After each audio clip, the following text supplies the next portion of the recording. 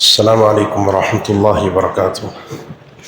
ان الحمد للہ نحمده ونستعینه ونستغفره ونعوذ باللہ من شرور انفسنا ومن سیئات اعمالنا من يهده الله فلا مضل له ومن يضلل فلا هادي له واشهد ان لا اله الا الله وحده لا شريك له واشهد ان محمدا عبده ورسوله۔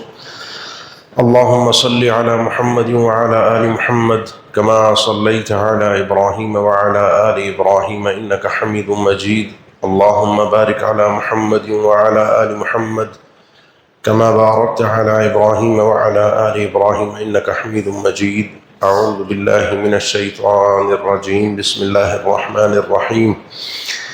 يا أيها الذين آمنوا قوا أنفسكم وأهليكم نارا وقودها الناس والحجارة عليها ملائكة غلاظ شداد لا يعصون الله ما أمرهم ويفعلون ما يؤمرون۔ اللہ تعالیٰ ہمارے استاد اور شیخ کو جزائے خیر دے، شیخ عبد المالک صاحب کو۔ انہوں نے اس موضوع کے لیے مجھے حکم دیا کہ میں گفتگو کروں۔ موضوع آپ نے سماعت فرمایا کہ فتنوں کے دور میں ایک انسان اپنے گھر کی اصلاح کیسے کر سکتا ہے۔ اس میں دو چیزیں بہت قابل غور ہیں، وہ سمجھ جائیں گے انشاءاللہ، بات سمجھ آ جائے گی۔ پہلی چیز گھر کیا ہے، اور دوسری چیز آپ کے اس دور کے فتنے کیا ہیں، پھر ان سے اپنے گھر کو کیسے بچانا ہے۔ دیکھیں، ہمارا گھر جو ہے وہ کسی چار دیواری کا نام نہیں ہے، چھت کا نام نہیں ہے کہ جس کی تزئین و آرائش، اس کی وسعت، مہنگا اور وسیع رقبے پر بنا ہوا گھر جس کی ہم نمائش کرتے ہیں، اور جب بھی کوئی مہمان آتا ہے یا ہم کسی کے ہاں مدعو ہوتے ہیں تو اپنے گھر کی رقبے کو، اس کے اندر رکھی ہوئی قیمتی چیزوں کو دکھانا اور بتانا، یہ ہماری عادت ہے، جس سے ہم سمجھتے ہیں کہ یہ ہے گھر جو ہمارا بن گیا۔ واللہ جعل لکم من بیوتکم سکنا، گھر وہ ہوتا ہے جس میں انسان کو سکون حاصل ہو۔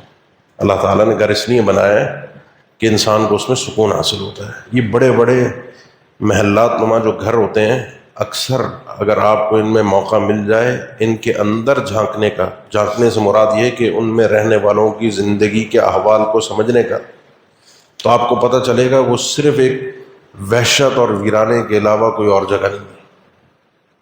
بڑے بڑے گھر ہوتے ہیں لیکن ان میں رہنے والے سکون میں نہیں ہوتے، آپس میں ایک دوسرے سے کوئی رشتہ، تعلق، ایک دوسرے کے غم کو سمجھنا، ایک دوسرے کی خوشی میں شریک ہونا، ایک دوسرے کا ساتھ دینا، وہ نہیں ہے۔ اور یہ حقیقت ہے۔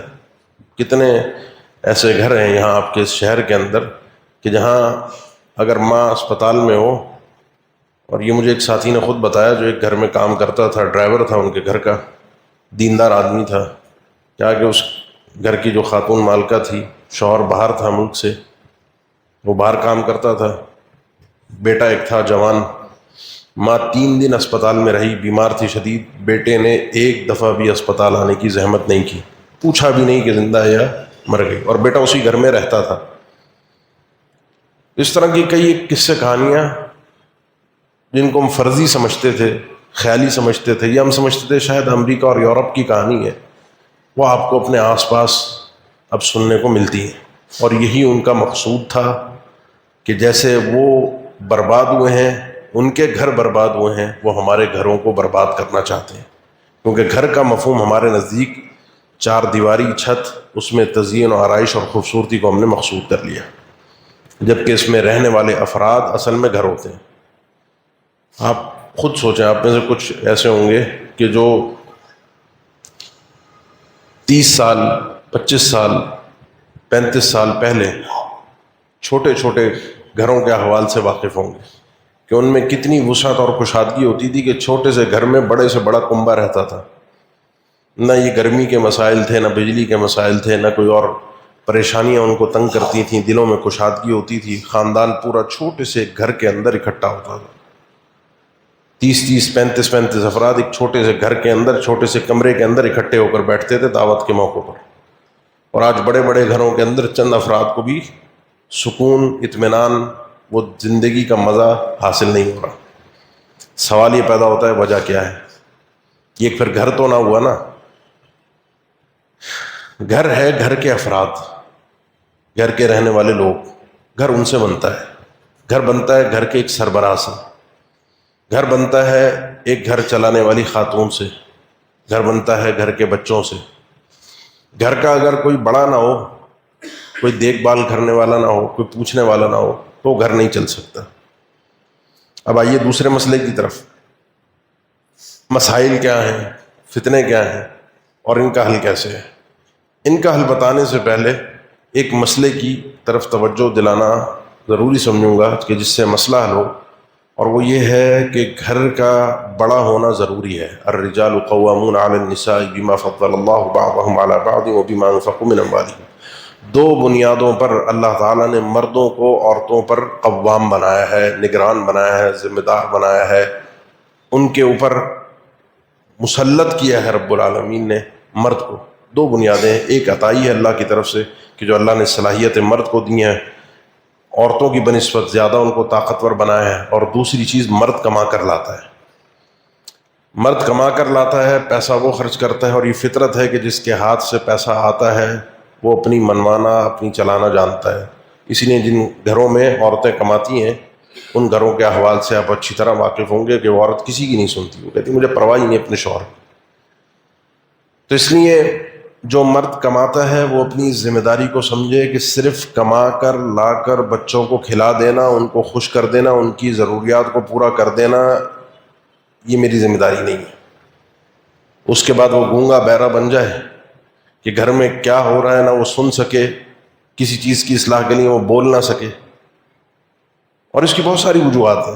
کبھی مرد کی اپنی بیوی اس کے خلاف کھڑی ہو جاتی ہے، مرد کو بھی، عورت کو بھی کبھی گھر پہ مسلط ہونے کا شوق چڑھ جاتا ہے، معاشرے کو دیکھ کر، اپنی اماں کی ٹیوشن کی وجہ سے، دوسروں کے ادھر ادھر کی جو اس کی رشتہ دار ہوتی ہیں، کزنیں، خالائیں، یہ وہ ان کو بتاتی ہیں کہ کس طریقے سے شوہر کو دبانا ہے، گھر پہ قبضہ کرنا ہے، آخر میں وہ بچوں کو ہی باپ کے خلاف کر دیتی ہے۔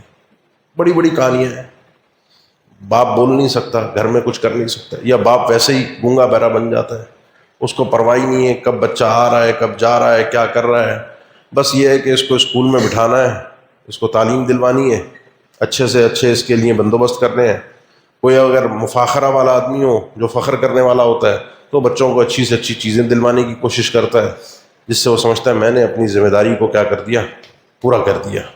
اس نے ذمہ داری پوری نہیں کی، اس نے معاشرے کے رسم و رواج کے مطابق اپنا سر اونچا کرنے کی کوشش کی ہے، اپنی ذمہ داری کبھی بھی اس نے پوری نہیں کی۔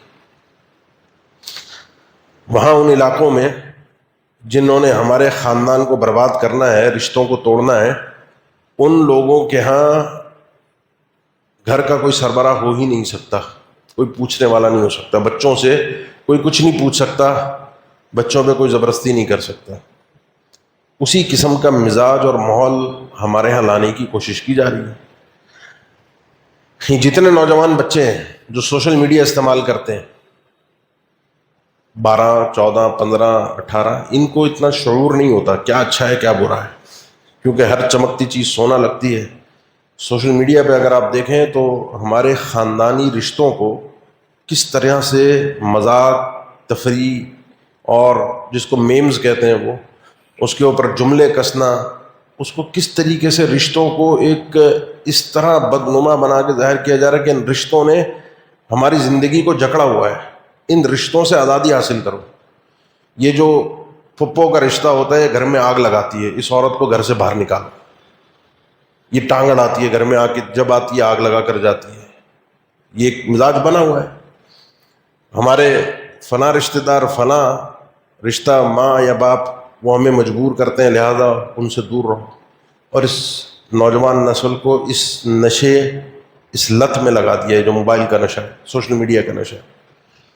تو اس لیے ایک مرد کو اپنی ذمہ داری کا احساس کرنا چاہیے، اس لیے کہ اس نے خود بھی جہنم سے بچنا ہے، اپنے بچوں کو بھی جہنم سے بچانا اس کے اوپر فرض ہے، کیونکہ رب العالمین نے فرمایا قوا انفسکم واہلیکم نارا، اپنے آپ کو بھی جہنم سے تم نے لازمی بچانا ہے اور اپنے بچوں کو بھی جہنم سے، اپنی بیوی کو بھی، اپنے گھر والوں کو بھی جہنم سے لازمی بچانا ہے. اس کی کوشش تم نے کرنی ہے، نہیں کی تو اس کا وبال بھی تم پر ہوگا. کیونکہ حکم ہے قو انفسکم، اللہ تعالیٰ نے خطاب کیا ہے، حکم دیا ہے ذمہ دار کو. وہ ذمہ دار اگر اپنی ذمہ داری ادا نہیں کرے گا، اپنی ذمہ داری سے غافل رہے گا، بس کمانا اس کی ایک ذمہ داری ہے، بچوں پر خرچ کرنا ایک ذمہ داری ہے، تو یہ غفلت کی بات ہے، یہ کل بارگاہ الہی میں. اور دوسری وجہ یہی ہے کہ اللہ تعالیٰ نے ہم سے پوچھنا ہے، الا کلکم راع وکلکم مسئول عن رعیتہ. یہ حدیث تقریباً حدیث کی کتابوں میں، دوسری سنن نسائی کی حدیث ہے کہ ان اللہ سائل کل راع عما استرعاه احافظا ضیعه حتى يسأل الرجل عن اہل بیتہ. اللہ تعالیٰ ہر آدمی سے سوال کرے گا جس کو کوئی ذمہ داری ملی ہے، جو اس کو ذمہ داری ملی تھی اس کے متعلق اس سے پوچھا جائے گا، ہر ذمہ دار سے. وہ والد، وہ والدہ، وہ کسی اسکول کا، مدرسے کا سربراہ، کسی فیکٹری کا بڑا، کوئی ملک کا حکمران، کوئی ناظم، کوئی وزیر اعلیٰ، ایکس وائی زیڈ، کوئی بھی کسی بھی سیٹ پر وہ بیٹھا ہے، اس کی کوئی ذمہ داری ہے. کل قیامت کے دن اس سے اس کی ذمہ داری کے متعلق بارگاہ الہی میں سوال ہوگا. سوال یہ ہوگا کہ جو ذمہ داری ملی تھی اس کی حفاظت کی، پورا کیا، یا اس کو ضائع کر کے آئے. پھر اللہ کے نبی صلی اللہ علیہ وسلم نے خصوصی ایک مثال دی، کیونکہ یہ اس میں تو ہمارا ذہن چلا جاتا ہے نا بہت اوپر کی طرف، کہ یہ تو حکمرانوں سے سوال ہوگا، صدر سے سوال ہوگا، وزیر اعظم سے سوال ہوگا، انہوں نے کوئی اللہ کا دین نافذ نہیں کیا ان سے سوال ہوگا. آپ نے فرمایا یہاں تک کہ ایک مرد سے بھی سوال ہوگا، اس کے بیوی بچوں اور گھر کے متعلق. بتاؤ گھر میں کتنا دین آیا، ان کو کتنا سکھایا، کتنا جہنم سے بچنے کے لیے ان کو تعلیم دی، تربیت دی. سب سے سوال ہوگا. اس لیے اس مرد کو اپنی ذمہ داری کا احساس کرنا ہے، بڑا بننا ہے، خود بھی اپنے آپ کو بچانا ہے اور اپنے بچوں کو بھی بچانا ہے. گھر میں کوئی مسئلہ ہو جائے نا، کبھی کوئی اللہ نہ کرے، اللہ ہم سب کو محفوظ رکھے، آگ لگ جائے، کوئی اور گھر میں مسئلہ ہو گیا، تو کون آتا ہے سب سے آگے؟ بچوں کو پیچھے کر کے ان کی حفاظت کے لیے، ان کو باہر نکالنے کے لیے، ان کو سیو کرنے کے لیے گھر کا سربراہ، بڑا مرد. اگر وہ آگے نہیں آئے گا پریشانی کے وقت میں تو سربراہ ہی نہیں ہے، اس قابل ہی نہیں ہے. وہ جو جہنم کی آگ ہے، بچے اگر اس میں جا رہے ہیں اور وہ سربراہ آگے نہیں آ رہا، وہ بڑا آگے نہیں آ رہا، تو اس قابل ہی نہیں ہے. اس کو اس قابل بننا ضروری ہے، نہیں تو کل وہ بھی پھنسے گا، وہ بھی جلے گا. تیسری وجہ یہ ہے میرے بھائی کہ یہ گھر جو ہے یہ صرف میرا گھر نہیں ہے. مسئلہ یہ نہیں ہے کہ میں نے صرف اپنے گھر کو برباد کیا، میں نے اپنے گھر کو نہیں دیکھا، یا میرا گھر ضائع ہوا. یہ گھر گھر گھر گھر گھر مل کے معاشرہ بن گیا، اور جو مسئلہ ہے وہ پورے معاشرے کا ہے. برباد اس وقت پورا معاشرہ ہے، فرد نہیں ہے. فرد سے معاشرہ بنتا ہے، وہ فرد، افراد، گھرانہ، اور بالآخر وہ معاشرہ. ہر گھر کا یہی حال ہے، ہر گھر کے اندر یہی ماحول ہے. تو پورا معاشرہ اس تباہی کے دہانے پر کھڑا ہوا ہے. نہیں سمجھے، نہیں آنکھیں کھولی تو سب کے ساتھ میں بھی جل جاؤں گا. گھر جو ہے، چوتھی بات یہ بات سمجھیں، گھر سکون کی جگہ جو ہے، جو میں نے شروع میں بات کی تھی. یہ گھر آدمی تھک ہار کے شام کو، رات کو پہنچتا ہے، بچے دن بھر جو اپنے پڑھائی لکھنے ادھر ادھر کی مصروفیات سے واپس آتے ہیں. گھر کے اندر اگر انسان کو سکون، اطمینان نہیں ملتا تو وہ گھر اس کے لیے جہنم بن جاتا ہے. پھر وہ بہت سے آپ کو نظر آتے ہوں گے جن کا گھر جانے کو دل نہیں کرتا، کیوں؟ گھر میں اس کے سکون ہی نہیں ہے. اس کو پتہ ہے گھر جاؤں گا ایک جہنم بنا ہوا ہوگا گھر. اور یہ گھر گھر کی حالت ہے. اپنے دل پہ ہاتھ رکھ کے بتائیں، گھر گھر کی حالت ہے کہ اس وقت بعض اوقات عورت گھبرا رہی ہوتی ہے کہ کب یہ میرا شوہر آئے گا اور کب طوفان مچے گا، اور بعض اوقات مرد گھبرا رہا ہوتا ہے کہ اب اس گھر میں جاؤں گا تو ایک مصیبت ہے، گھر اس کا کہیں جا بھی نہیں سکتا، کام کاج سے واپسی پر وہ بھی گھبرا رہا ہے. اسی لیے یہ اللہ کے نبی صلی اللہ علیہ وسلم کا فرمان بڑا قیمتی فرمان ہے، طوبیٰ لمن ملک لسانہ ووسعہ بیتہ. بہت ہی کامیاب آدمی ہے وہ، خوشخبری ہے اس کے لیے، جیت گیا وہ آدمی جس نے اپنی زبان کو اپنے کنٹرول میں کر لیا. اس کی اپنی زبان کو روک سکتا ہے، چلتی ہے تو چھوڑ نہیں دیتا. جو گالی آئی منہ میں بک دی، جس کو ذلیل کرنا تھا، جو کہنا تھا، اور پھر فخر کے ساتھ بتانا کہ میرے آگے کوئی بول نہیں سکتا. یہ آدمی بیوقوف آدمی ہے، بہت نقصان اٹھائے گا. دوسرا وہ شخص کہ جس کا گھر اس کے لیے کشادہ ہو، کافی ہو، اس کو اطمینان ملے، سکون ملے، اپنے گھر واپس پلٹ کر جائے تو بڑا اس کو سکون اور اطمینان ملے. یہ بہت ضروری ہے. اس کے لیے گھر میں نے وہی جو بات شروع میں کی کہ کشادہ گھر ہونا، بڑا گھر ہونا، گھر میں سہولیات کا ہونا، اس کے باوجود بھی گھر میں سکون نہیں ہے تو یہ سہولیات کسی کام کی نہیں ہے. اور بہت سے گھر ایسے ہیں جو سہولیات سے محروم ہوتے ہیں لیکن گھر میں کشادگی اتنی ہوتی ہے، سکون اتنا ہوتا ہے، انسان بغیر سہولیات کے سکون سے خوشی کے ساتھ اپنے گھر میں رہتا ہے. اب آئیے اصل مسئلے کی طرف کہ کیسے یہ مسئلہ ہوگا حل، کیسے ہمارا گھر اس جہنم سے جنت بنے گا کیسے. تو اس سوال کا پہلا جواب میں نے آپ کو دے دیا ہے. ایک مرد کو اپنی ذمہ داری کا احساس کرنا ہے. جب وہ مرد احساس کرے گا، گھر کا بڑا بنے گا، وہ چیزوں کو سنبھالے گا، چیزوں کو مینج کرے گا، چیزوں کو بڑی باریک بینی کے ساتھ لے کر چلے گا، اس کے بعد گھر بہتری کی طرف آنا شروع ہوگا. اس میں سب سے پہلے معاشرے کے فتنوں کو جاننا اور جانچنا بہت ضروری ہے. معاشرے میں فتنہ کیا ہے؟ بچے کو اسکول بھیج دینا، بیوی کس گھر سے آئی ہے، وہ دن بھر جب شوہر گھر سے باہر ہوتا ہے، پہلے جب یہ موبائل نہیں ہوتے تھے تو فتنے فسادات کم ہوتے تھے. ہمارے یہاں کراچی شہر میں لڑکی عام طور پہ اپنے ماں باپ کے گھر شروع میں جب شادی ہو جاتی ہے تو ہفتے بعد ملنے کے لیے جایا کرتی ہے. ایسے ہی ہے نا، ہفتے میں ایک دن. تو وہ ڈیٹا جو ٹرانسفر ہوتا تھا وہ سارے ہفتے کی رویداد سنائی جاتی تھی. شوہر نے یہ کیا، اس ساس نے یہ کیا، ادھر سے جو جوابات، وہ ہفتے میں نا بہت ساری چیزیں اتار چڑھاؤ کے ساتھ سیٹ ہو جاتی تھی.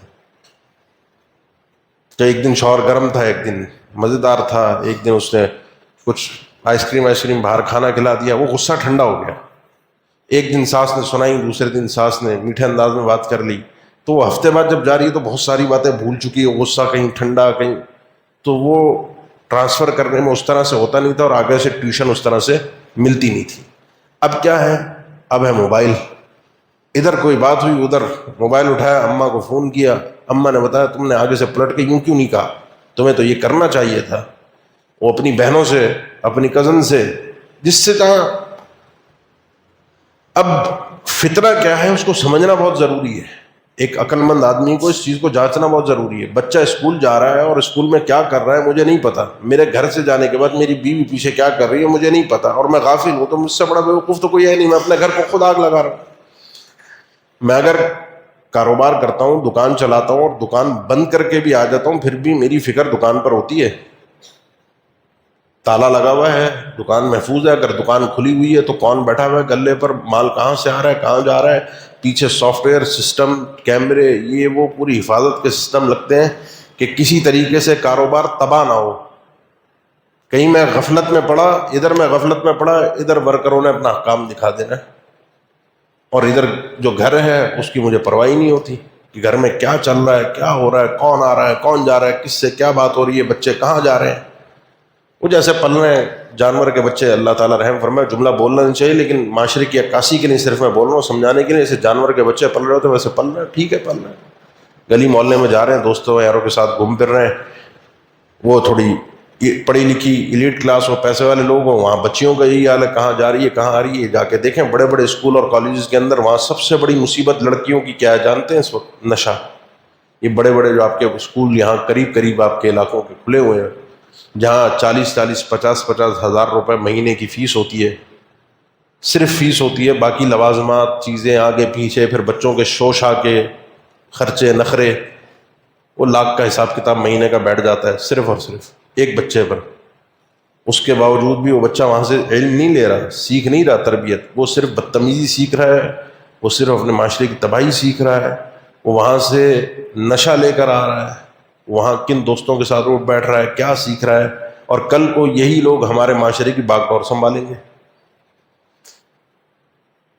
مسئلہ جب تک سمجھیں گے نہیں، مسئلہ حل نہیں ہوگا. اب آئیے، اب اس میں دو کام کرنے ہیں. پہلا کام، جو اپنے گھر کے ماحول کو جانچنا ہے، دیکھنا ہے، کرنا ہے. اللہ کے نبی صلی اللہ علیہ وسلم پورے اپنے گھر کے احوال سے واقف رہتے تھے، اپنے گھر کی بیویوں کو، معاملات کو، چیزوں کو لے کر چلتے تھے، غافل نہیں ہوتے تھے کہ گھر میں کیا ہو رہا ہے، کیا نہیں ہو رہا. ہاں گھر میں کھانے کے لیے کیا ہے کیا نہیں ہے وہ آپ جانتے ہیں. کتنی احادیث آپ پڑھتے ہیں اللہ کے نبی صلی اللہ علیہ وسلم کی آپ کے سامنے آتی ہیں کہ آپ کو پتہ ہی نہیں ہوتا تھا. کبھی مہمان آئے گھر پہ پوچھوا رہے ہیں 9 کے 9 حجروں سے ایک ہی آواز آئی ما معنا الا الماء. گھر میں پانی کے علاوہ کچھ نہیں ہے مہمان کو کھلانے کے لیے. گھر میں کھانے کے لیے کچھ ہے یا نہیں اس کی فکر آپ کو نہیں تھی. اور جو آتا تھا وہ آپ صلی اللہ علیہ وسلم سے کوئی بھی مانگتا. کبھی انصار آئے انہوں نے کچھ مانگا آپ نے دیا, پھر مانگا پھر دیا, اور پھر فرمایا کہ میں کوئی چیز اپنے آپ کے لیے روک کر رکھوں اور لوگوں کو نہ دوں, ایسی میری شخصیت اللہ تعالیٰ نے بنائی نہیں ہے. جو اللہ کی طرف سے آتا ہے میں بانٹ دیتا ہوں. اپنے گھر میں کچھ نہیں چھوڑتے تھے. اسی لیے اللہ نے بڑا مقام دیا تھا کہ دنیا آپ کے قریب نہیں آنے دی اللہ نے. گھر میں کھانے کے لیے کیا ہے, پینے کے لیے, گھر کی سہولیات کے لیے ہمارے اصل میں ترجیحات میں یہ چیز ہے. اللہ کے نبی صلی اللہ علیہ وسلم کی ترجیحات میں نہیں تھی. گھر میں کیا ہو رہا ہے, خواتین روزانہ کا چکر, حالانکہ آپ کی حجرے زیادہ تھے لیکن شام میں یا رات میں ہر حجرے کا چکر لگاتے تھے. کئی ایک احادیث میں جن کے یہاں باری ہوتی تھی ٹھہرتے وہیں تھے لیکن چکر سب کیا لگاتے تھے, معلومات, حال احوال, چیزوں کے بارے میں پوچھنا کرنا دیکھنا. حتیٰ کہ اعتکاف میں تھے تو آپ کی بیوی آپ سے ملنے آئی. آپ پھر چھوڑنے کے لیے خود رات کا وقت تھا, اعتکاف سے مسجد سے نکل کر حجرہ قریب ہی تھا, دور نہیں تھا. اللہ کے نبی صلی اللہ علیہ وسلم کے حجرے بالکل مسجد کی دیوار کے ساتھ متصل تھے لیکن مسجد سے باہر خود چھوڑنے گئے رات کے اندھیرے میں کہ بیوی ہے, ذمہ داری ہے میری. 2 صحابہ نے دیکھا تو آپ نے ان کو رکوایا, رکو علی رسلکما انہا صفیہ بنت حیی, کہ رات کے اندھیرے میں اعتکاف میں بیٹھے ہیں, چاہے اللہ کے نبی صلی اللہ علیہ وسلم ہے لیکن آدمی مشکوک احوال میں اگر نظر آئے تو اگر وہ صحیح ہو تو اس کو پوری اپنے کردار کی وضاحت دینی چاہیے کہ میرے ساتھ جو ایک خاتون ہے اعتکاف کے اندر اندھیرے میں مسجد سے نکل کر جا رہے ہیں, کوئی اور نہیں ہے. ان کو روک کر کہا کہ یہ میری بیوی صفیہ ہے. وہ صحابہ حیران ہو گئے, کہا اللہ کے نبی آپ کے متعلق ہمیں کوئی خیال آ سکتا ہے کہ نعوذ باللہ آپ کے کردار پہ ہم کوئی شک کریں. فرمایا آئے یا نہ آئے لیکن یہ یاد رکھنا شیطان ایسے دوڑتا ہے انسان کے جسم میں جیسے خون دوڑتا ہے. ایسے کہاں وہ ٹک کر کے وسوسہ دماغ میں ڈالے گا, انسان کو ہوش بھی نہیں رہے گا, وہ ہر ایک دکھتی رگ سے واقف ہوتا ہے.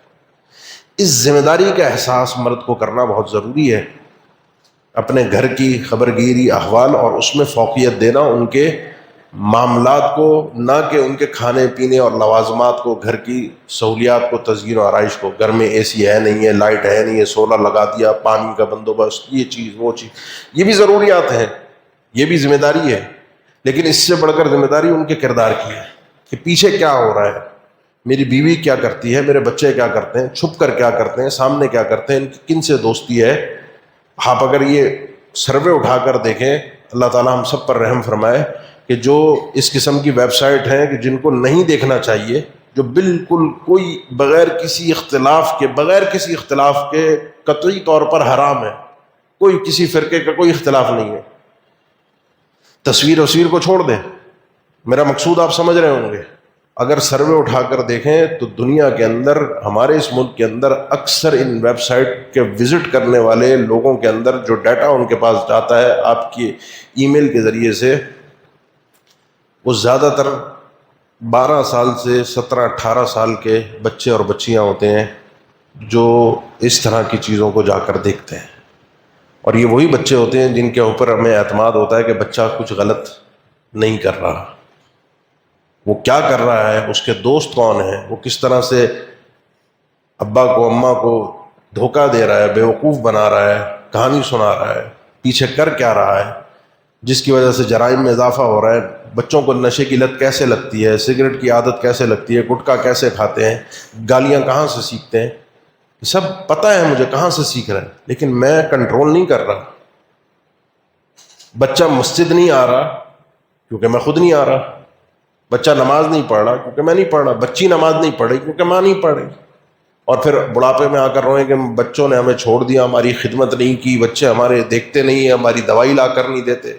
وہ بچے کو قرآن تو سکھایا ہوتا, بچے کو بتایا تو ہوتا کہ اللہ کا کلام ہے, اللہ کے کلام کی عظمت بچے کے دل میں ڈالی ہوتی تو بچہ کبھی بھی اللہ کے اس فرمان سے گزرتے ہوئے فلا تقل لہما اف ولا تنہرہما وقل لہما قولا کریما ایسے آنکھ بند کر نہیں گزر جاتا. اس کو پتا ہوتا کہ ماں باپ کیسے بھی ہوں, ماں باپ کچھ بھی کر لیں, ماں باپ کتنا ظلم کر لیں, وہ ظلم ہے ہی نہیں. بچے کے دل و دماغ میں اللہ کی عظمت اگر ہوتی تو اپنے ماں باپ کا احترام اس اللہ کے حکم کی بنیاد پر کرتا، لیکن دکھائی نہیں میں نے تو اس کو دنیا میں 2 سے 2 4 کرنا سکھایا تھا. کوئی ایک گالی دے تو پلٹ کے اس کو 2 گالیاں دینا، کوئی ایک دفعہ دھوکہ دے اس کو 2 دفعہ دھوکہ دینا، کس کو کس طرح سے ٹھگنا ہے، بیوقوف بنانا ہے، کب کہاں جھوٹ بولنا ہے. ماں نے یہ چلاکی اپنی بیٹی کو سکھائی، باپ نے یہی حرکت اپنے بیٹے کو سکھائی. آگے چل کر جب ماں باپ بوڑھے ہوتے ہیں تو بچے یہ سارے فارمولے اپنے ماں باپ پہ آزماتے ہیں. پھر میرے رونے کا فائدہ؟ سکھایا تو میں نے، تربیت تو میں نے کی ہے. اس لیے ان چیزوں کو سمجھنا بہت ضروری ہے، اپنی ذمہ داری کو، اور پھر ان معاملات کو کہ اس دور کے فتنے کیا ہیں، مسئلے کیا ہیں، بچہ سدھر کیوں نہیں رہا. ان کو سمجھنے کے بعد کچھ چیزیں ہیں روکنے کی اور کچھ چیزیں ہیں کرنے کی. روکنے کی چیزیں ہیں کہ جو برائی کی چیزیں ان کو روکا جائے. گھر کے سربراہ کو صبر کی بہت ضرورت ہوتی ہے، اپنے آپ کو روکنے کی. اللہ کے نبی صلی اللہ علیہ وسلم مطالبے ہوتے تھے گھر سے آپ کے، صبر کرتے تھے، ہمیں یہ چاہیے، ہمیں یہ چاہیے، ہمیں چاہیے. بالآخر اللہ تعالیٰ نے قرآن مجید میں کہا، یا ایھا النبی قل لازواجک ان کنتن تردن الحیاۃ الدنیا وزینتہا فتعالین امتعکن واسرحکن سراحا جمیلا. یہ اپنی بیویوں سے کہیں واضح الفاظ میں، دنیا چاہیے، مال و دولت چاہیے، جتنا چاہیے اس سے بڑھ کر ملے گا، لیکن پھر رسول اللہ صلی اللہ علیہ وسلم سے تعلق نہیں رہے گا، زوج النبی نہیں کہلاؤ. تنگ نہ کرو اللہ کے نبی کو، یہ مطالبے نہ کرو. آپ صلی اللہ علیہ وسلم کے سامنے مطالبے ہوتے تھے لیکن خاموش رہتے تھے، صبر کرتے تھے، سمجھاتے تھے، اچھی بھلائی کی چیزوں کی طرف ترغیب دیتے تھے. تو یہ گھر کے مطالبوں کو سمجھنا، کہیں پر انسان نے اپنے آپ کو روکنا ہے. ضروری نہیں ہے کہ آپ نے تھپڑ مارنا ہے، ضروری نہیں ہے کہ آپ نے گالی دینی ہے، ضروری نہیں ہے گھر میں شور مچانا ہے. بڑی چیزوں کو سمجھداری کے ساتھ، عقل مندی کے ساتھ، صبر کے ساتھ، تحمل کے ساتھ، کہیں سن کر کہیں کہہ کر، کہ گھر کا ماحول صحیح رہے، بچوں کی تربیت پہ غلط اثر نہ پڑے، گھر کا ماحول خراب نہ ہو، گھر میں وحشت زدہ ماحول نہ ہو. اس لیے کچھ چیزوں کو کنٹرول کر کے، فتنوں کو سمجھ کے، ان چیزوں کے تدارک کے لیے کچھ چیزوں سے بچوں کو دور کرنا، گھر والوں کو دور کرنا ضروری ہے بڑی طریقے کے ساتھ. اور پھر کچھ چیزیں کرنا ضروری ہیں. ان کچھ چیزوں میں کرنے میں سب سے پہلی چیز وہ یہ ہے کہ میں خود کچھ بھی نہیں کر سکتا. یہ ہر انسان کے ذہن میں پہلی بات، پہلا نقطہ، اول دن سے بیٹھے آخری لمحے تک، کہ میں خود کچھ بھی نہیں ہوں. اللہم رحمتک ارجو فلا تکلنی الی نفسی طرفۃ عین واصلح لی شأنی کلہ لا الہ الا انت. اللہ ایک لمحے کے لیے بھی مجھے میرے سپرد نہ کرنا کہ میں اپنے معاملات کو خود ہی دیکھ رہا ہوں، میں خود ہی سلجھا رہا ہوں، خود ہی نپٹا رہا ہوں، میں خود کچھ نہیں کر سکتا. تو اللہ تعالیٰ کی مدد مانگنا سب سے پہلے بہت ضروری ہے. اللہ کی مدد کے بغیر کچھ نہیں ہو سکتا. اللہ کی مدد کے لیے یہ بات ذہن میں رکھیں کہ شیطان کو بھی سب سے زیادہ پسندیدہ چیز یہی ہے کہ گھر تباہ ہو جائے. میاں بیوی کا رشتہ جو اس کا چیلا توڑ کر آتا ہے، صحیح مسلم کی حدیث ہے، اٹھ کر اسے شیطان ابلیس گلے لگاتا ہے کہ تو نے جو کام، شرک کروانے والے اپنے چیلے سے وہ اتنا خوش نہیں ہوتا. حالانکہ شرک سب سے بڑا گناہ ہے، اس پہ آخرت پوری داؤں پہ لگ جاتی ہے. لیکن مسئلہ یہ ہے کہ اس شرک کے، خرافات کے، نسلوں کو بگاڑنے کے، شرک کرے گا وہ ایک آدمی سے کروایا، وہ ایک آدمی 2 کو شاید متاثر کر دے، لیکن ایک گھر جو برباد ہوا ہے، اس ایک گھر سے پورا معاشرہ برباد ہوگا، جو کہ نہ صرف یہ کہ شرک میں، بدعات میں، بلکہ ہر قسم کے طرح طرح کے گناہ میں پڑے گا. آغاز یہاں سے، اس کو پتہ ہے کہ یہ آغاز ہے، یہ وہ رسی ہے، اگر کھل گئی ایک دفعہ تو آگے بیڑا غرق ہو جائے گا. یہاں سے وہ پکڑتا ہے، اور اسی کو میں نے پکڑنا ہے. کس طرح؟ اللہ کی مدد کے ساتھ. کیونکہ شیطان کا مقابلہ میں نہیں کر سکتا، ابلیس کا مقابلہ، اس کے چیلوں کا مقابلہ، انہ یراکم هو وقبیلہ من حیث لا ترونہ، اس کا مقابلہ میں نہیں کر سکتا. اس کا مقابلہ کرنے کے لیے مجھے اللہ سے مدد مانگنی ہے. اللہ سے مدد مانگنے کا طریقہ یہ ہے، گھر میں داخل ہونا، گھر سے نکلنا، اس کے اذکار کا خصوصی اہتمام. وہ اللہ کی طرف سے شیطان آپ کے ساتھ ساتھ داخل ہوتا ہے. رات کو جب مرد گھر میں داخل ہوتا ہے، اللہ کے نبی صلی اللہ علیہ وسلم نے فرمایا کہ جب وہ داخل ہوتا ہے، وَيَذْكُرُ اسْمَ اللَّهِ، اللہ کا نام لیتا ہے، عند الدخول وعند المبیت یا عند الطعام، مختلف الفاظ ہیں حدیث میں، گھر میں داخل ہوتے ہوئے بھی اور کھانا کھاتے ہوئے بھی. تو ایک جو اس کا شیطان کا چیلا ساتھی ساتھ میں ہوتا، کہتا نہ تجھے کھانا ملا، نہ تجھے رات گزارنے کی جگہ ملی. لیکن اگر گھر میں داخل ہوتے ہوئے اس نے اللہ کا نام نہیں لیا، بسم اللہ پڑھ کے کھانا نہیں کھایا، اس کو رہنا بھی مل گیا اور کھانا بھی مل گیا. کیونکہ شیطان، اس کو بھی غذا چاہیے، جنات کی بھی غذا ہوتی ہے، اور اس غذا کے لیے خاص طور پر صحیح مسلم کی حدیث کے میں یا بعض اور کتب حدیث میں ہے کہ جب شیطان بھوکا ہوتا ہے نا، تو خاص طور پر بچوں کو اچانک ایک بھوک کا دورہ پڑتا ہے. کبھی آپ نے دیکھا ہو کہ اچانک وہ کھانے کو دو اور زیادہ کھاتے ہیں بغیر بسم اللہ کے. اس میں حدیث میں اللہ کے نبی نے ایک بچے کو دیکھا، کہا اس کو روکو، اس کو کہا پہلے اللہ کا نام لو. کہا اس کے ساتھ اس کا شیطان تھا جو بغیر اللہ کا نام لیے بچی کھا رہی تھی، وہ غذا اس کی بن رہی تھی. بچوں کو باہر کے لے کر آتا ہے. تو بسم اللہ خود بھی پڑھنی ہے، بچوں کو بھی پڑھوانی ہے، تاکہ شیطان آپ کے گھر سے بھاگے، یہ اس کے چیلے آپ کے گھر سے نکلیں. کیونکہ سب سے بڑی نحوست گھر کے اندر شیاطین کا ہونا ہے. وہ شیاطین الانس ہو، وہ شیاطین الجن ہو. کچھ شیاطین انس کا تذکرہ پہلے میں نے اشاروں میں کیا، انسانی شیطان جو گھروں میں آگ لگاتے ہیں، میاں بیوی کو لڑواتے ہیں، بچوں کو باپ کے خلاف کرتے ہیں، باپ کو اپنی اولاد کے خلاف کرتے ہیں. یہ انسانی شیطان ہے. یہ مجھے نظر آ رہے ہوتے ہیں، میں بچ بچاؤ کر لیتا ہوں، لڑ لیتا ہوں، وہ بھی اللہ کی مدد کے بغیر ممکن نہیں ہے. لیکن یہ والے جو جنات شیاطین ہیں، ان کا مقابلہ میں نہیں کر سکتا. گھر میں داخل ہو تو اللہ کا نام لے کر داخل ہو، سلام کر کے داخل ہو. اللہ کے نبی صلی اللہ علیہ وسلم کا فرمان ہے، ادب المفرد میں حدیث ہے اور مقبول حدیث ہے. اللہ کے نبی صلی اللہ علیہ وسلم نے فرمایا 3 قسم کے لوگ ایسے ہیں، طویل حدیث ہے، 3 قسم کے لوگ ایسے ہیں کہ اللہ کی گارنٹی ہے ان کے لیے، ان عاش رزق وکفی وان مات ادخلہ اللہ الجنہ. 3 قسم کے لوگ ایسے ہیں کہ اللہ کی ضمانت ہے، اللہ کی گارنٹی، کسی اور کی نہیں ہے. گارنٹی اللہ کی پوری پوری کہ اگر یہ آدمی زندہ رہا تو اس کو رزق بھی ملے گا، اور رزق یا تو رزق کافی ملے گا یا اللہ اس کو ہر مصیبت سے محفوظ رکھے گا، اور اگر یہ مر گیا تو جنت میں داخل ہوگا. 3 چیزیں، 3 چیزوں میں سے پہلی چیز اللہ کے نبی صلی اللہ علیہ وسلم نے فرمائی، اذا دخل بیتہ فسلم علی اہلہ، جب وہ گھر میں داخل ہوتا ہے تو اپنے گھر والوں کو خود سلام کرتا ہے. فَإِذَا دَخَلْتُمْ بُيُوتًا فَسَلِّمُوا عَلَىٰ أَنفُسِكُمْ تَحِيَّةً مِّنْ عِندِ اللَّهِ مُبَارَكَةً طَيِّبَةً. یہ سلام جو ہے نا، تحفہ ہے اللہ کی طرف سے، بڑی بابرکت دعا ہے، بڑی پاکیزہ چیز ہے. اور مصیبت یہ ہے، افسوس کی بات یہ ہے کہ یہ تحفہ میں آپ کو دیتا ہوں، آپ مجھے دیتے ہیں، السلام علیکم، وعلیکم السلام. یہ تحفہ میں بازار میں دیتا ہوں، یہ تحفہ اپنے اغراض و مقاصد، اپنے دنیا کے مفادات کے لیے استعمال کرتا ہوں. لیکن جب بات آتی ہے اپنے ہی بیٹے بیٹی کی، ماں ہے وہ گھر میں آ رہی ہے، والد ہے وہ گھر میں آ رہا ہے، بچے ہیں وہ گھر میں آ رہے ہیں، یا مل رہے ہیں ایک دوسرے سے. ابھی آپ یہاں سے اٹھ کے اپنے گھر جائیں گے، اپنے بچوں سے ملیں گے، اپنے گھر میں داخل ہوں گے. خاتون کوئی اپنے گھر میں آئے گی باہر سے، بچے اپنے اسکول سے مدرسے سے پڑھ کر گھر میں آئیں گے، تو سلام کا رواج ہمارے یہاں نہیں ہے. وہ تحفہ، وہ بابرکت دعا، وہ ہم سب سے زیادہ ایک دوسرے کو اس سے محروم رکھتے ہیں. کیونکہ اللہ کی مدد، سلام کا معنی کیا ہے؟ السلام علیکم ورحمۃ اللہ وبرکاتہ. وَإِذَا حُيِّيتُم بِتَحِيَّةٍ فَحَيُّوا بِأَحْسَنَ مِنْهَا وَرُدُّوهَا. جب تمہیں یہ تحفہ دیا جائے، تحیہ کہتے ہیں. تحیہ کا معنی یہ ہے کہ زندگی کی دعا. اس تحیہ کا معنی سلام کو، جس کو تحیہ قرآن میں اللہ نے قرار دیا ہے، اس تحیہ کا معنی ہے زندگی کی دعا. السلام علیکم، اللہ تمہیں سلامتی دے، زندگی دے، حفاظت والی، سلامتی والی، اللہ کی رحمتیں ہوں، اللہ کی برکتیں ہوں. یہ میں آپ کو دعا دے رہا ہوں، آپ پلٹ کے مجھے دے رہے ہیں. میری اولاد، میرے بچے، میری بیوی عورت ہے تو اس کے بچے، اس کا شوہر، بچے ہیں تو ان کے والدین، ہم ایک دوسرے کو ان دعاؤں سے محفوظ رکھتے ہیں، ان دعاؤں سے محروم رکھتے ہیں، دیتے ہی نہیں. تو یہ آدمی جو یہ کام کرتا ہے، اللہ کی ضمانت ہے، گارنٹی، اس کو رزق ملے گا. اللہ تعالیٰ نے قرآن میں فرمایا جب اپنے گھروں میں داخل ہو تو سلام کرو. سیدنا انس کو اللہ کے نبی صلی اللہ علیہ وسلم نے فرمایا تھا، یا بنی اذا دخلت بیتک فسلم علی اہلک، بیٹا جب گھر میں جایا کرو تو اپنے گھر والوں کو سلام کیا کرو. یہ تکون برکۃ علیک وعلی اہل بیتک، یہ بڑی بابرکت چیز ہے تمہارے لیے بھی، تمہارے گھر والوں کے لیے بھی. یہ راستے اللہ کی مدد اختیار کرنے کے یہ بہت ضروری ہے. گھر سے نکلنے کی دعا، بسم اللہ توکلت علی اللہ لا حول ولا قوۃ الا باللہ. اس کے لیے حدیث میں یہ آتا ہے کہ شیطان دوسرے کو کہتا ہے کہ تیرا اس آدمی پہ کیسے زور چلے گا کہ یہ آدمی وہ ہے فقد ہدیہ وقفیہ ووقیہ، یا وہ کہتا ہے فقد کفیت ووقیت وہدیت.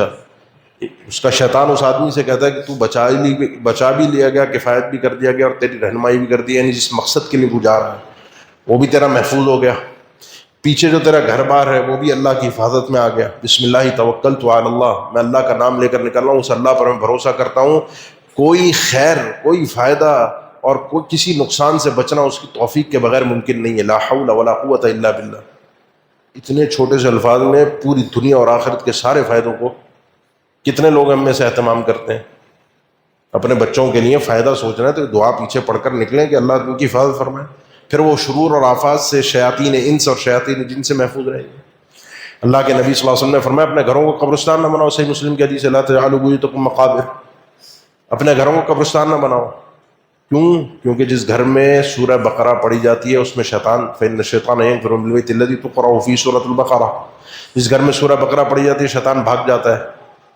یہ جادو کا بھی علاج ہے، کیونکہ اللہ کے نبی صلی اللہ علیہ وسلم نے یہ بھی فرمایا کہ یہ فإن أخذها برکہ وترکها حسرہ ولا تستطيع البطلہ، اس صورت کا اخذ کرنا معنی مفہوما حفظا ادراکا پڑھنا باعث برکت اور خیر ہے، اس کو چھوڑ دینا باعث حسرت اور ندامت دنیا میں بھی آخرت میں بھی، اور کوئی باطل طاقت اور قوت اس صورت کا مقابلہ نہیں کر سکتی، جس کی تفسیر خود سیدنا معاویہ نے فرمائی کہ کوئی جادوگر اس صورت کا مقابلہ نہیں کر سکتا۔ گھر میں جادو ہے یا نہیں ہے، اس صورت کے پڑھنے کا اہتمام ہونا چاہیے۔ کوئی دن، کوئی تعداد، کوئی وقت، کوئی جمعرات کا دن، بعض گھروں کے اندر یہ مقرر ہے کہ جمعرات کے دن سورہ بقرہ پڑھی جائے، کوئی دن مقرر نہیں ہے اس کا، کوئی وقت مقرر نہیں ہے، برکت کے لیے جو وقت میسر ہو اس میں پڑھیں۔ آخری دو آیتیں سورہ بقرہ کی صحیح مسلم کی حدیث ہے، اللہ نے ان اللہ کتب کتابا قبل ان یخلق السماوات والارض بألف عام، آسمان اور زمین یہ سسٹم بنانے سے پہلے 2000 سال پہلے اللہ نے ایک اپنے پاس کتاب کچھ لکھ کر رکھا، اور وہ اس کے پاس عرش پر ہے۔ اللہ نے اس چیز کو خصوصی طور پر لکھا، جو باتیں لکھی ان باتوں میں سے اللہ تعالیٰ نے یہ آخری دو آیتیں سورہ بقرہ کی نازل فرمائی، ان میں سے جو بہت 2000 سال پہلے اللہ تعالیٰ نے لکھ کر رکھ دی تھی۔ آمن الرسول بما انزل الیہ من ربہ والمؤمنون، اور ان دو آیتوں کے متعلق تو ویسے ہی ہے کہ جو شخص رات میں ان دو آیتوں کو پڑھ لیتا ہے وہ شخص بچا لیا جاتا ہے۔ جو شخص ان دو آیتوں کو رات میں پڑھ لیتا ہے کفتاہ، یہ دونوں آیتیں اس کو کافی ہو جائے۔ رات میں سے مراد رات کب ہوتی ہے؟ کب ہوتی ہے بھائی رات؟ بتاؤ، عشاء کے بعد 12 بجے، 1 بجے؟ ہمارا آج کل 1-2 بجے کے ٹائم ہے نا سونے کا، تو رات کتنے بجے ہوتی ہے جب ہم سوئیں؟ 1 بجے؟ نہیں، رات ہوتی ہے مغرب کے بعد۔ رات کب ہوتی ہے؟ مغرب میں۔ تو یہ جو آیتیں کب پڑھنی ہے؟ ہر بچے، بڑے، عورت، چھوٹے بڑے نے، ایک تو یہ رات کا ذکر ہے، سونے کا ذکر نہیں۔ آخری دو آیتیں سورہ بقرہ کی یہ سونے کا ذکر نہیں ہے، یہ رات کا ذکر ہے، اور کافی ہو جاتی ہیں۔ امام نووی فرماتے ہیں کافی ہو جاتی ہیں شیطان سے بھی، کافی ہو جاتی ہیں تھکاوٹ سے بھی، کافی ہو جاتی ہیں اگر اس رات کو مر گیا تو عذاب قبر سے بھی، مطلب کسی بھی چیز کو آپ لے لیں گے کہ اللہ تعالیٰ، اللہ کے نبی صلی اللہ علیہ وسلم نے کافی کس چیز سے ہو جاتی ہیں وہ ذکر ہی نہیں کیا۔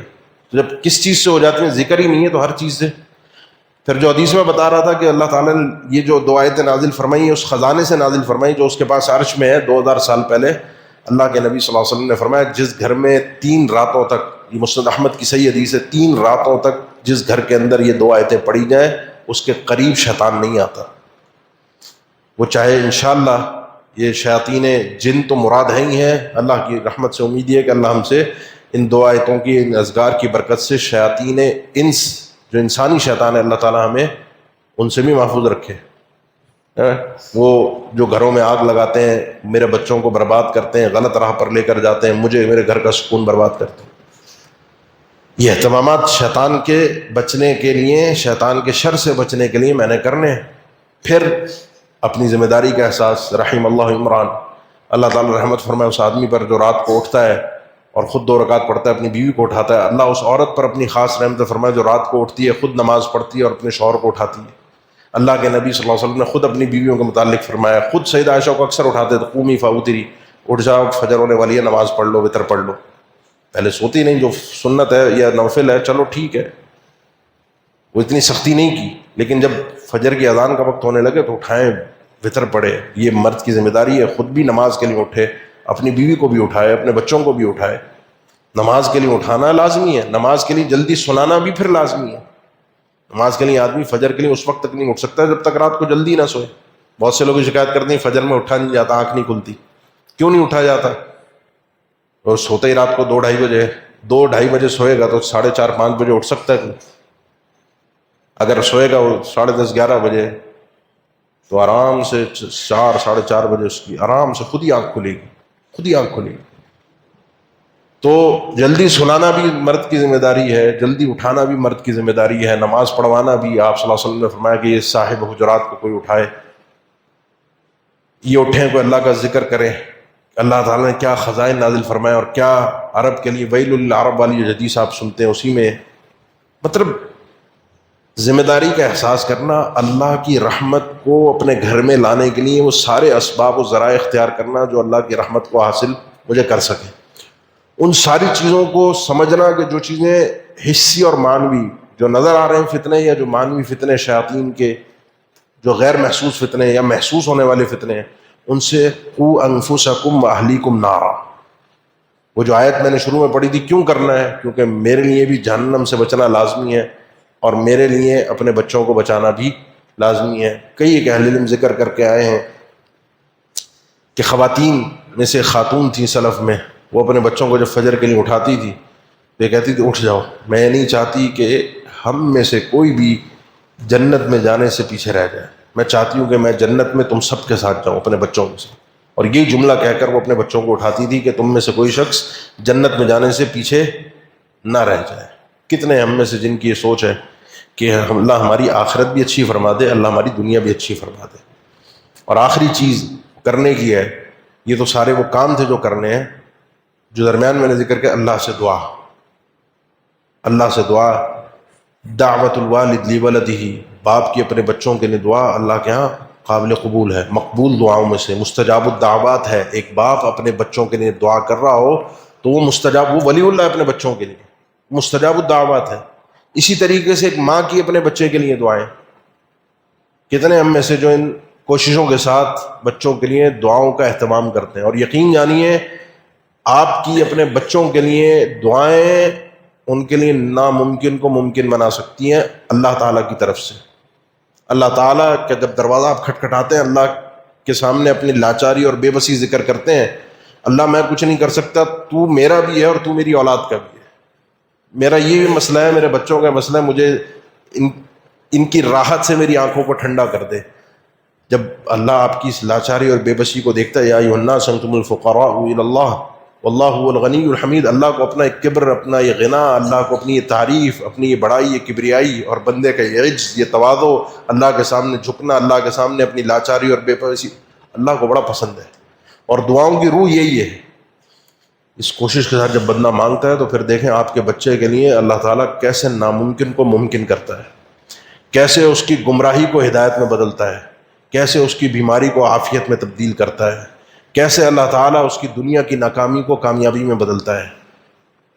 مانگیں اللہ سے، اپنے بچوں کے لیے مانگیں یقین کے ساتھ، اللہ دروازے کھول دے گا۔ اور اللہ نے دعا میں سکھائی ہے، ربنا ہب لنا من ازواجنا وذریاتنا قرۃ اعین وجعلنا للمتقین اماما، اللہ ہماری یہ جو اولاد ہیں، بیویاں ہیں، ان سے ہماری آنکھوں کو ٹھنڈا کر دے۔ وہ جملہ آپ سمجھ رہے ہوں گے نا کہ جو گھروں میں جانے کا دل نہیں کرتا، گھر جہنم بنے ہوتے ہیں، عورت کے لیے بھی، مرد کے لیے بھی، بچوں کے لیے بھی۔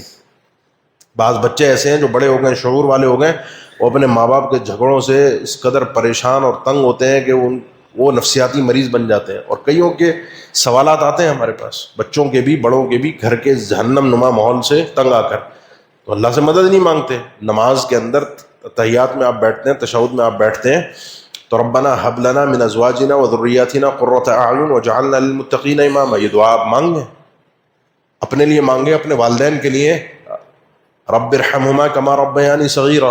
اور وہ آدمی خصوصی طور پہ جو 40 سال، خصوصی طور پہ وہ آدمی، ورنہ سب مانگ سکتے ہیں دعا، لیکن خصوصی طور پہ کیونکہ اللہ تعالیٰ نے 40 سال کا ذکر فرمایا، حتی اذا بلغ اشدہ وبلغ 40 سنہ، وہ آدمی جو اپنی پوری پختہ عمر کو پہنچ گیا، سمجھداری، اس کا جسم پورا، اب زوال کی طرف اس کے جسم نے بڑھنا ہے، وبلغ 40 سنہ، اور وہ 40 سال کی عمر کو پہنچ گیا، تو اللہ سے وہ یہ دعائیں مانگتا ہے۔ علم نے ذکر کہ 40 سال کے بعد دعا کا مانگنا، اس کے استحباب کی شدت بڑھ جاتی ہے، قرآن نے ذکر کیا۔ اور وہ دعا کیا ہے؟ 26ویں پارے میں سورہ حامیم میں آغاز میں ہی پہلی صورت ہے، اور اس کے دوسرے صفحے کے اوپر موجود ہے، میرے خیال ہے 14-15 نمبر شاید آیت نمبر ہے، رب اوزعنی ان اشکر نعمتک التی انعمت علی وعلی والدی وان اعمل صالحا ترضاہ واصلح لی فی ذریتی انی تبت الیک وانی من المسلمین۔ ساری دنیا، ساری آخرت، اپنے لیے، اپنے ماں باپ کے لیے، سب کچھ بندہ اس میں مانگ رہا ہے، اللہ مجھے توفیق دے رب اوزعنی ان اشکر نعمتک، تو نے اتنی نعمت کی، 40 سال عمر، پورا دل و دماغ، جسم، شعور، تجربہ، سب چیز ایک پختہ ہو گیا، اب انسان بڑا سمجھدار ہو جاتا ہے 40 سال۔ یہ جو تو نے نعمت مجھے دی ہے 40 سالہ زندگی کی، صحت کے ساتھ، توانائی کے ساتھ، عقل کے ساتھ، شعور کے ساتھ، مجھے اس کا شکریہ ادا کرنے کی تو توفیق دے، کیونکہ شکریہ بھی ربی توفیق دیتا ہے تو انسان ادا کر سکتا۔ تو نے جو نعمت مجھ پر کی ہے، انعامات مجھ پر کی ہیں، اور میرے ماں باپ پر کی ہیں۔ سب سے پہلے ماں باپ کا تذکرہ ہے۔ اس عمر میں انسان کو آ کے پتہ چل جاتا ہے ماں باپ چیز کیا ہوتے ہیں، اس سے پہلے نہیں پتہ ہوتا کہ ماں کیا ہوتی ہے، باپ کیا ہوتا ہے۔ عام طور پہ اس عمر میں آ کے جب اپنے بچے کسی کھاتے لگتے ہیں نا، انسان کو پتہ چلتا ہے ماں باپ کرتے کیا تھے اور ماں باپ ہوتے کیا ہیں۔ وہ ماں باپ کی اس نعمت کا شکریہ۔ وَأَنْ أَعْمَلَ صَالِحًا تَرْضَىٰ، اللہ آگے ہمارے صالح کی توفیق دے، کیونکہ اب سورج غروب ہونے والا ہے، اب یہ زوال پذیر ہوگا، کس وقت یہ پیغام آ جائے پتہ بھی نہیں چلے گا۔ اللہ اب گناہوں کی کرنے کی، موج مستی کی گنجائش بچی نہیں ہے۔ اللہ اب ذرا توفیق دے۔ اعمال صالحا ترضیٰ واصلح لی فی ذریتی، اصلاح فرما دے میرے لیے میری اولاد میں، یہ انسان کے بچے بن جائیں، یہ سدھر جائیں، یہ تیرے بھی فرما بردار ہوں اللہ، میرے بھی تابع دار ہوں، میری بھی خدمت کرنے والے ہوں، اپنے ماں باپ کے، یہ اللہ سے مانگے۔ انی تبت الیک وانی من المسلمین، آخری وقت ہے تو انسان اللہ سے توبہ بھی کرتا ہے، استغفار بھی کرتا ہے، اللہ سے نیک صالح لوگوں کی جماعت میں اکٹھا ہونے کے لیے۔ یہ اور بھی دعائیں ہیں، رب اغفر لی ولوالدی ولمن دخل بیتی مؤمنا والمؤمنین والمؤمنات۔ علم نے شاید میں یہ بھی ذکر کیا کہ انسان کو اپنے گھر کی سعادت کے لیے، اپنے گھر کی خوشی کے لیے، اپنے گھر میں رحمت کے لیے نیک مومن اور مومنہ عورتوں کو، یعنی عورت کوئی ہے تو کسی کو بلا رہی ہے تو مومنہ کو بلائے، مرد ہے تو اللہ کے بندوں کو اپنے گھر میں بلائے۔ ان کے گھر میں آنے سے بڑی رحمتیں داخل ہوتی ہیں۔ اللہ تعالیٰ کے اس فرمان میں اشارہ موجود ہے، رب اغفر لی ولوالدی ولمن دخل بیتی مؤمنا۔ یہ نوح علیہ السلام کی دعا، اللہ مجھے بھی بخش دے، میرے ماں باپ کو بھی بخش دے، اور ہر اس آدمی کو جو میرے گھر میں داخل ہو حالت ایمان میں، چاہے وہ عورت ہو چاہے وہ مرد ہو۔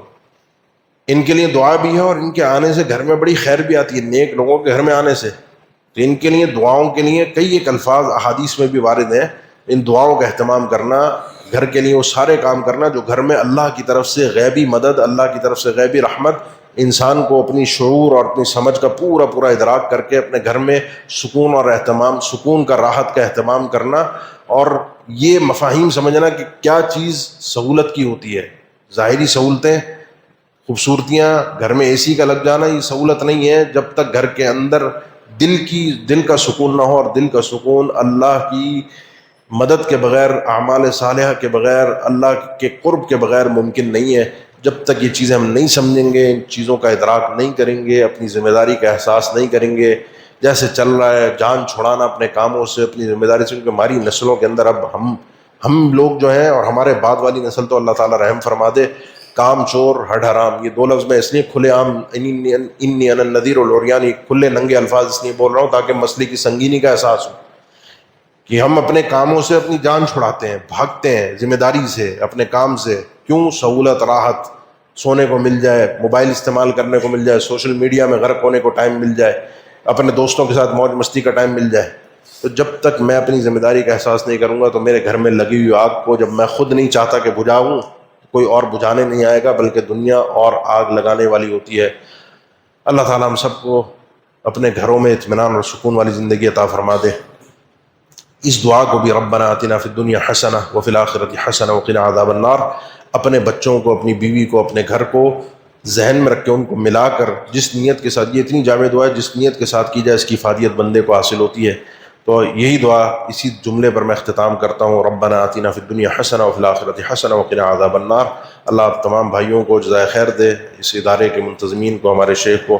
بارک اللہ فیکم۔ السلام علیکم ورحمۃ اللہ وبرکاتہ۔